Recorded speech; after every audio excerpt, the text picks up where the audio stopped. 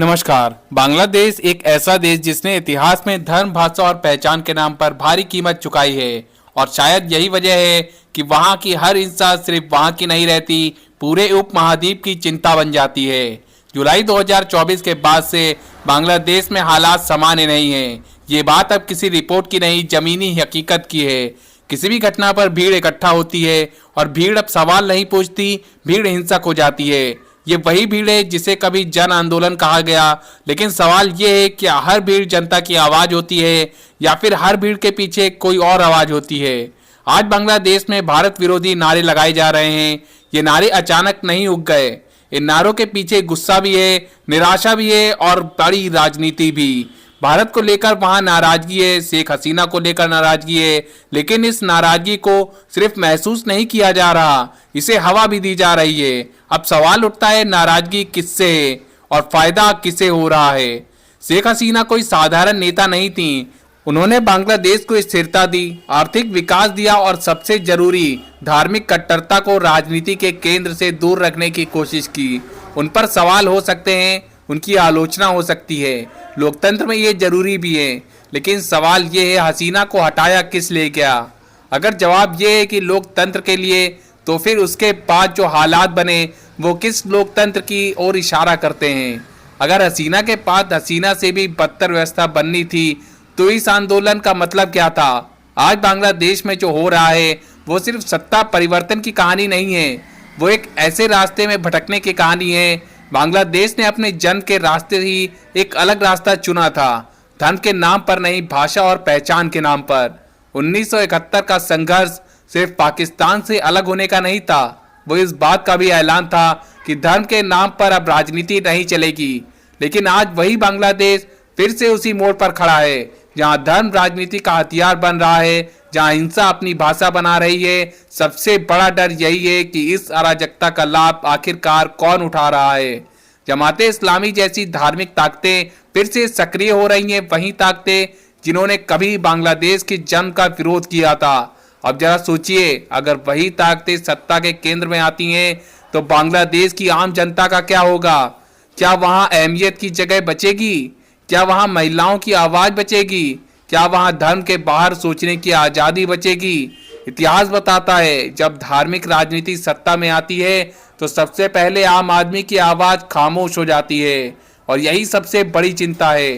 भारत के लिए भी ये चिंता की बात है, क्योंकि पड़ोसी देश की अस्थिरता सीमा पर नहीं रुकती।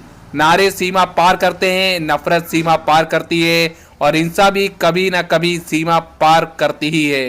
लेकिन एक बात बहुत साफ कहनी होगी, भारत से ज़्यादा बांग्लादेश का अपने भविष्य के बारे में सोचना चाहिए।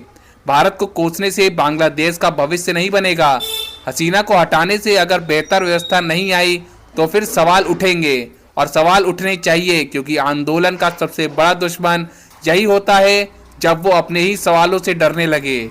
आज बांग्लादेश में डर का माहौल है, डर बोलने का, डर सवाल पूछने का। जो भी भीड़ से अलग सोचता है वो निशाने पर है, और जब भीड़ न्याय करने लगे तो समझ लीजिए कानून कमजोर हो चुका है। बांग्लादेश ने अपने लिए एक धर्मनिरपेक्ष रास्ता चुना था। वो रास्ता आसान नहीं था, लेकिन वो रास्ता आज़ादी की ओर जाता था। अब वो देश उस रास्ते से भटकता दिख रहा है, और भटकने का मतलब ये नहीं होता कि मंजिल बदल गई। अक्सर इसका मतलब होता है कि दिशा खो गई है। अब उम्मीद किससे है? उम्मीद बांग्लादेश की जनता से है, उन लोगों से जिन्होंने कभी धर्म से ऊपर इंसान को रखा था। उम्मीद ये है कि वहाँ के लोग धर्म और हिंसा के नाम पर खुद से सवाल पूछेंगे। उम्मीद ये है कि वो ये समझेंगे कि गुस्सा समाधान नहीं होता, और ये भी समझेंगे कि अगर सत्ता धार्मिक ताकतों के हाथ में चली गई तो फिर आम आदमी के पास सिर्फ डर बचेगा। आज बांग्लादेश एक चौराहे पर खड़ा है, एक रास्ता और हिंसा की ओर जाता है, दूसरा रास्ता आत्ममंथन की ओर।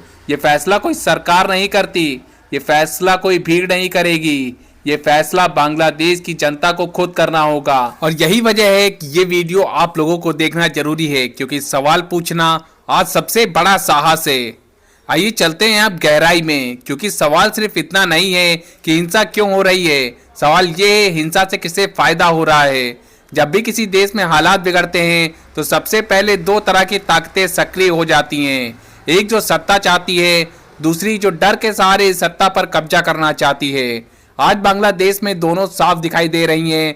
भारत विरोधी नारे किसी प्राकृतिक गुस्से का नतीजा नहीं है, ये नारे एक रणनीति का हिस्सा हैं। जब अंदर की समस्याओं का जवाब नहीं होता तो बाहर दुश्मन खोजा जाता है।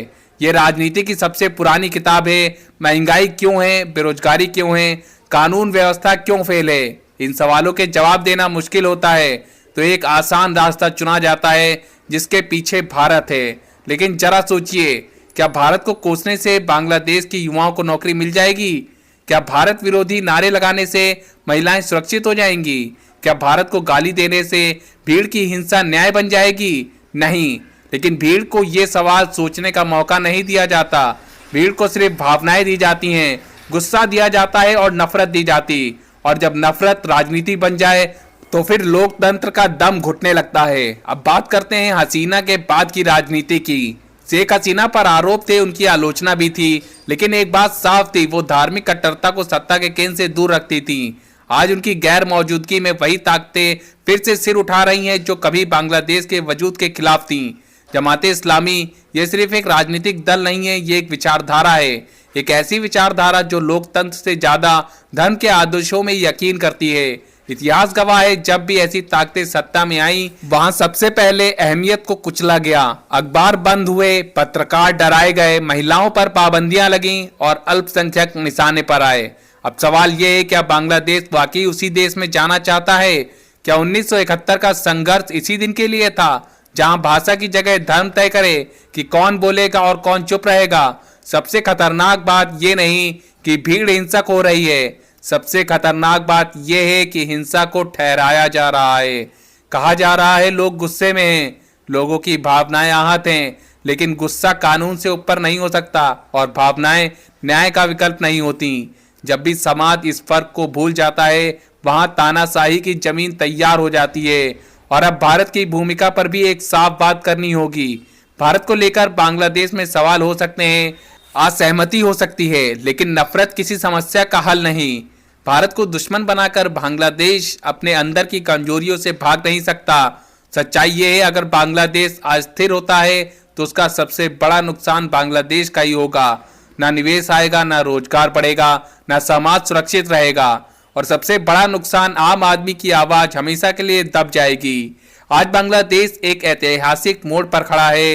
या तो वे अपने मूल विचारों की ओर लौटे, या धर्मनिरपेक्ष, कानून का राज, असहमति की आज़ादी, या फिर वो रास्ता चुने जहां भीड़ तय करे कौन सही है और कौन गलत। इतिहास ने कई देशों को देखा है जो इसी मोड़ पर गलत दिशा में चले गए और फिर वापसी का रास्ता बहुत लंबा और बहुत दर्दनाक हुआ। आज भी उम्मीद है, उम्मीद उन लोगों से है जो चुप हैं लेकिन सहमत नहीं हैं। उम्मीद उन छात्रों से जो सवाल पूछना चाहते हैं। उम्मीद उन पत्रकारों से जो डर के बावजूद सच लिख रहे हैं। उम्मीद उन आम नागरिकों से जो जानते हैं कि हिंसा समाधान नहीं है। बांग्लादेश का भविष्य भारत विरोधी नारों में नहीं, बांग्लादेश का भविष्य धार्मिक राजनीति में नहीं, बांग्लादेश का भविष्य अपने ही इतिहास को ईमानदारी से समझने में है। और यही सबसे मुश्किल काम होता है, क्योंकि इतिहास जब सवाल करता है तो वो किसी को नहीं बख्शता। आज की वीडियो में इतना ही, मिलते हैं आपसे नेक्स्ट वीडियो में, तब तक के लिए धन्यवाद। जय हिंद, वंदे मातरम।